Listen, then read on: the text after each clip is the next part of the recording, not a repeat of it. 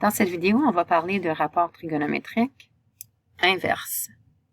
Alors, on sait que pour tout triangle semblable avec un angle θ, si on divisait le côté opposé par l'hypoténuse, on obtiendrait toujours une valeur, la même valeur, peu importe, pour tout triangle rectangle avec le même angle.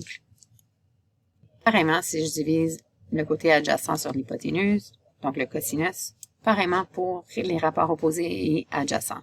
On a aussi vu que ce concept de rapport trigonométrique peut s'étendre à des angles plus grands que 90 degrés si on place des triangles dans un plan cartésien. Donc, essentiellement, dans un triangle, si j'ai un angle θ et je divise n'importe quel de ces deux côtés, on obtient toujours les mêmes valeurs. Donc, tu sais, au lieu de diviser l'opposé par l'hypoténuse, je pourrais, pourquoi pas, diviser l'hypoténuse par l'opposé, puis dire la même chose. Donc, en fait, évidemment, on peut aussi. Ce dont on est habitué à voir, ce sont nos rapports trigonométriques de base, sinus, cosinus et tangente. Mais si j'inversais les rapports, donc on inverse le numérateur et le dénominateur, on aurait le rapport trigonométrique inverse. Donc l'inverse de sin θ, c'est la coséquente de θ. On a tout simplement inversé les numérateurs et les dénominateurs, ou si on veut, on a pris l'inverse du sinus. Donc, 1 divisé par le sinus. C'est la coséquente θ. Donc, le sinus l'opposé sur l'hypoténuse. Donc, 1 divisé par l'opposé sur l'hypoténuse. C'est, je vais les multiplier par l'inverse, c'est l'hypoténuse sur l'opposé. Donc, définition de la coséquente. Pareillement, on a un rapport trigonométrique inverse au cosinus. Donc, c'est la séquente. Donc, la séquente de θ, c'est l'inverse de cos θ.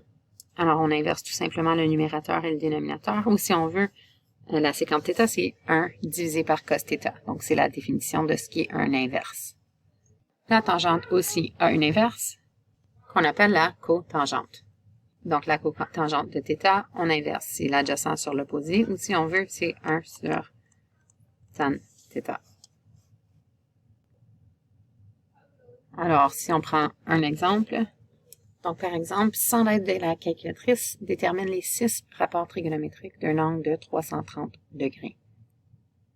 Je t'invite à appuyer pause et de l'essayer. Alors, la première étape, c'est d'aller déterminer où se situe ce 330 degrés. Donc, je prends mon triangle remarquable de 30-60 et on peut voir en le plaçant avec l'angle de 90 degrés sur l'axe des X, on peut voir que les coordonnées seraient donc racine carrée de 3 sur 2 et moins une demi pour le sinus, si on est dans notre cercle unitaire. Alors, le sinus, c'est le côté opposé. Donc, la valeur de y, ici, négative. Le cosinus, c'est le côté adjacent, donc environ 0,9 ou exactement racine carrée de 3 sur 2. Puis la tangente, sinus sur cosinus, donc 1,5 divisé par racine carrée de 3 sur 2, ou si on veut, multiplier par son inverse. Donc, la tangente de 330 sera moins 1 sur racine carrée de 3. Une fois qu'on a trouvé nos 3 rapports trigonométriques de base, les inverses, c'est facile. La coséquente de 330, c'est 1 sur sin de 330. Ou si on veut, on inverse tout simplement nos numérateurs et notre dénominateur. Donc, moins 2 sur 1, qui va me donner, bien évidemment, juste moins 2. La séquente de 330 sera l'inverse du cosinus, donc 2 sur racine carrée de 3. Et puis l'inverse de la cotangente sera moins racine carrée de 3 sur 1. Si on fait l'inverse ou si on veut, on écrit évidemment juste moins racine carrée de 3. Alors, on a nos 6 rapports trigonométriques. On commence toujours par nos rapports de base, puis ensuite on peut les inverser. Deuxième et dernier exemple pour nos rapports trigonométriques inverses. Donc, si ce point P est situé sur le côté terminal d'un angle trigonométrique, donc le côté initial, c'est toujours à partir de l'axe des X positifs, et le côté terminal, ou si on veut le bras terminal, c'est celui où on peut imaginer la deuxième ligne de qui comporte notre angle. Alors, le cosinus, ça va toujours être la valeur de x sur notre hypoténuse. Donc, moins 2 sur r. Pour trouver l'hypoténuse, Alors, avec le théorème de Pythagore, on peut déterminer que le rayon, c'est la racine carrée de 53.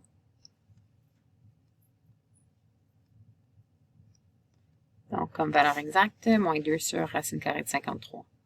Donc, un cos négatif dans le deuxième cadran, un sin positif, et puis la tangente, l'opposé sur l'adjacent, donc 7 sur moins 2, ou si on veut, moins 7 sur 2.